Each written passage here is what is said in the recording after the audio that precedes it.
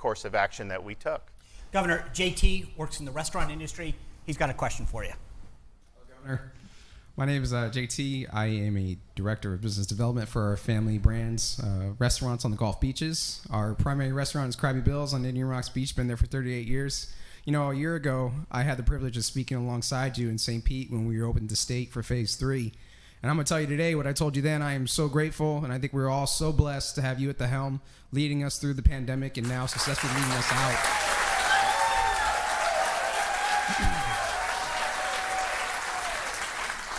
You know, at the time when we went into lockdown, we as a business and people were beneficiaries of financial aid. That aid was meant to bridge us, to get us back on our feet, to get us on the road to recovery. And I can tell you with a lot of pride today and a testament to your leadership that we are well on our way. But one of the key things that's missing from that is people. So my question for you today is, what are your plans to get Floridians back into the workforce? No, it's a great question. So fortunately, Florida, our unemployment rate is significantly less than the national average. It's 6% nationally. It's 4.7% in Florida. And that, mind you, is with, and we're in court today against the Biden administration. They closed the cruise line, CDC did, for over a year. They said last March, 2 weeks to figure out what was going on. And then they just kept it closed. So we're suing it, but that's one of my major industries here. Imagine if those were open, we'd have tens of thousands of more jobs. But what you're finding in all these different businesses, particularly hospitality, restaurant, is they can hire a certain level, but then there's certain positions that are just not being filled. And part of that is because of the financial assistance that's been provided. So what we said was, okay, you got to look for a job. You can't just get this assistance without actively seeking employment. Just by us making that announcement, some of these restaurants, I saw a news report this morning, a guy says he's got all these, his phones are ringing off the hook now because folks know you got to go do that. And so we're also looking to think about what could we do. I would rather give somebody a bonus for going back to work than pay them not to work.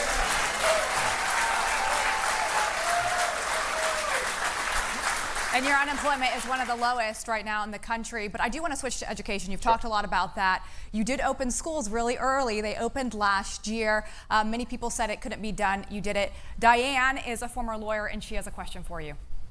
Will support for STEM courses increase or remain the same for schools next year?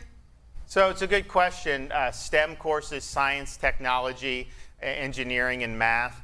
We're really trying to focus on it in Florida, so we want to guide people there.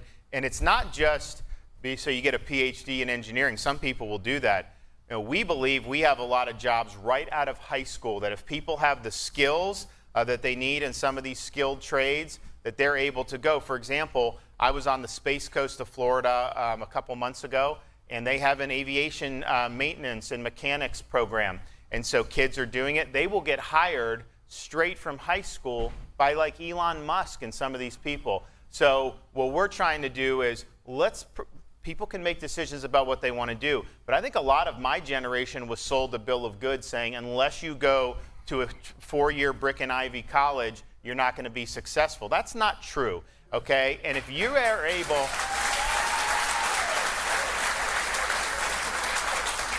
If you're able to provide people opportunities, yes, we want to produce people that are good in math and engineering that can go to the 4-year college. I think that's very important. But I also think there are a lot of these skills that used to be taught many, many decades ago, and then it kind of fell out of favor because the K-12 schools, particularly the high school, said, look, all our mission is to get everyone in college. Well, you got a generation of kids that went deep into debt. They get a degree in zombie studies from Shoehorn University, and they wonder why the heavens aren't parting for them when they get out, because they were told you just needed that piece of paper. And what we try to say is, look, a 4-year brick and ivy university is one way where you can get knowledge and skills needed to succeed, but it's not the only way. And for many people, it's not the best way. I have people getting credentialed in high school in welding and in some of these things. By the time they're like 22 years old, they're making 6-figure salaries. And guess what? They have no debt. No debt at all. So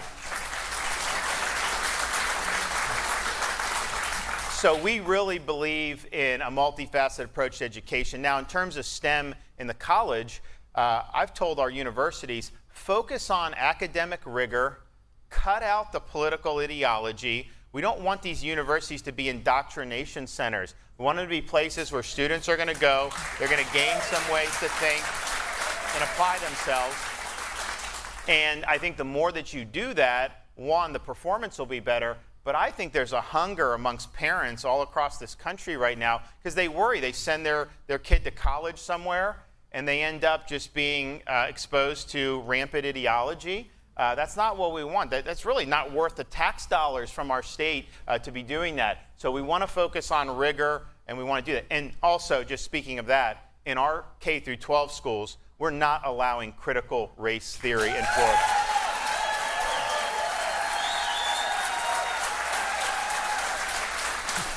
I think every parent out there worries about their kids' education. Roger's got 13 grandkids, so Woo. he definitely cares. Roger, you have a question for the governor. Yes, thank you, Governor. And unfortunately, none of my 13 grandchildren live in Florida. Oh. And they live in states. They will someday. I think you're right.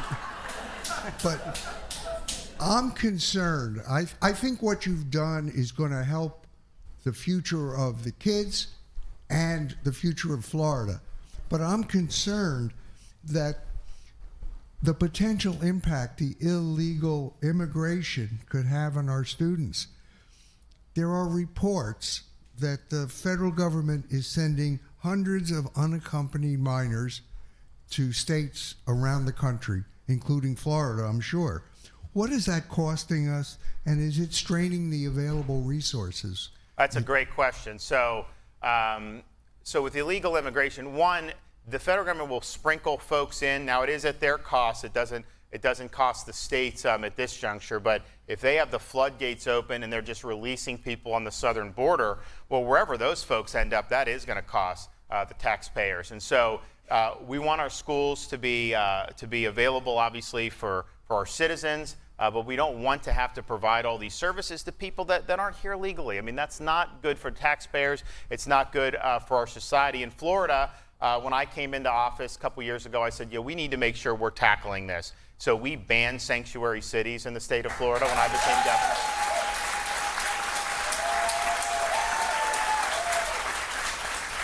We also had agreements with the Trump administration so that when we have a criminal alien, the criminal alien was removed from the state and sent back. And it worked very well. And I'll tell you, the Trump border policies worked very well. Biden is undoing that right now. So you see this massive crisis that's happened, but he's doing even more than that. When I used to work with the Trump administration, if we had a criminal alien get convicted, they're in prison in Florida, when their sentence got up, federal government would come, take them, and remove them.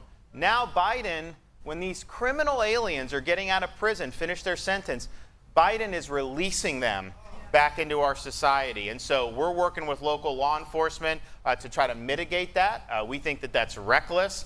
We think that that puts our people at risk. But that is a choice. That's a deliberate choice by the Biden administration. And if you're not even willing to send home somebody who's committed a felony in your country, then you're basically saying you have a totally open border and that everyone should just pour in regardless of legal status. That is not the way a sovereign country behaves. Yep. Hey, I'm Rob Finnerty. Thanks for watching. If you enjoyed this video, please join the conversation in the comments below. Don't forget to subscribe, too. Hit the bell icon to be alerted to breaking news. And remember, there's a whole lot more on Newsmax TV, America's fastest growing cable news network. Newsmax TV, we're real news for real people.